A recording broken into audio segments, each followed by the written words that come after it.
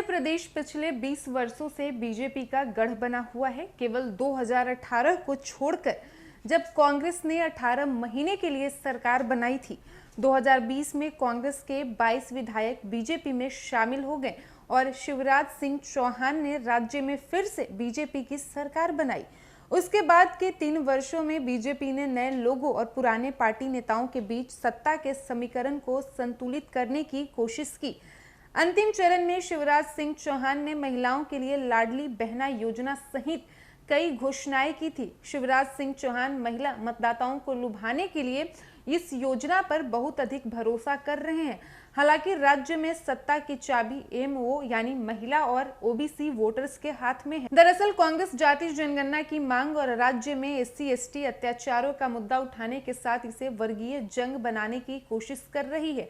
Party ने सत्ता में आने पर 500 रुपए में एलपीजी सिलेंडर सहित कई योजनाओं का भी वादा किया है। बीजेपी ने पार्टी के लिए नेतृत्व के खेल को खुला रखते हुए 3 केंद्रीय मंत्रियों और 4 सांसदों को मैदान में उतारा है। पार्टी को उम्मीद है कि वरिष्ठ नेता न केवल अपनी सीटें जीतेंगे बल्कि पार्टी को अपने क्षेत्रों में बेहतर प्रदर्शन करने में भी मदद करेंगे। बता दें कि राज्य में 45% ओबीसी आबादी के साथ कांग्रेस ओबीसी कार्ड खेल रही है और पार्टी सत्ता में आने पर जातिगत जनगणना का वादा कर रही है। कांग्रेस ने 62 ओबीसी उम्मीदवारों को मैदान में उतारा है। बीजेपी ने 40 ओबीसी उम्मीदवारों को टिकट दिया है, जबकि 90 सीटों के लिए उम्मीदवारों की घोषणा की जानी बाकी है। बीजेपी कांग्रेस के ओबीसी उम्मीदवारों की संख्या को पार करने के लिए पूरी तरह से तैयार है। बीजेपी का ओबीसी जातियों से वोट हासिल करने के लिए पूरा फोकस पीएम विश्वकर्मा योजना पर है।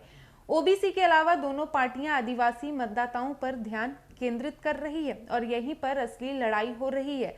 47 एसटी आरक्षित सीटों में से कांग्रेस ने 2018 में 31 सीटें जीती थी, जबकि भाजपा ने 16 सीटें जीती थी। दोनों दलों के वरिष्ठ नेता आदिवासी क्षेत्रों में प्रचार कर रहे हैं।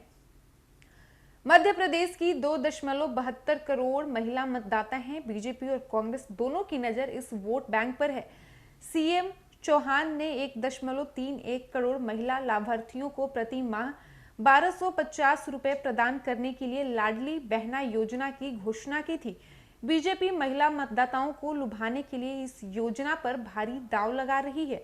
कांग्रेस ने सत्ता में आने पर महिलाओं को 1500 रुपए प्रति माह और 500 रुपए में एलपीजी सिलेंडर देने का वादा किया है। एक बार फिर से बता दें कि मध्य प्रदेश पिछले 20 वर्षों से बीजेपी का गढ़ बना हुआ है। केवल 2018 को छोड़कर जब कांग्रेस ने 18 महीने के लिए सरकार बनाई थी, 2020 में कांग्रेस के 22 विधायक बीजेपी में शामिल हो गए और शिवराज सिंह चौहान ने राज्य में फिर से बीजेपी की सरकार बनाई।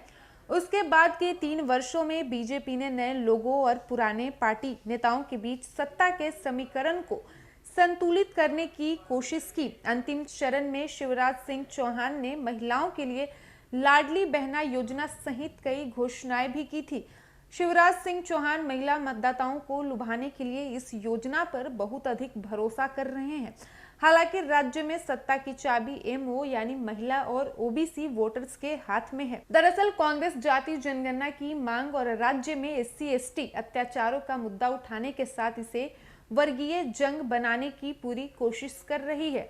पार्टी ने सत्ता में आने पर 500 रुपए में एलपीजी सिलेंडर सहित कई योजनाओं का भी वादा किया है। बीजेपी ने पार्टी के लिए नेतृत्व के खेल को खुला रखते हुए 3 केंद्रीय मंत्रियों और 4 सांसदों को मैदान में उतारा है।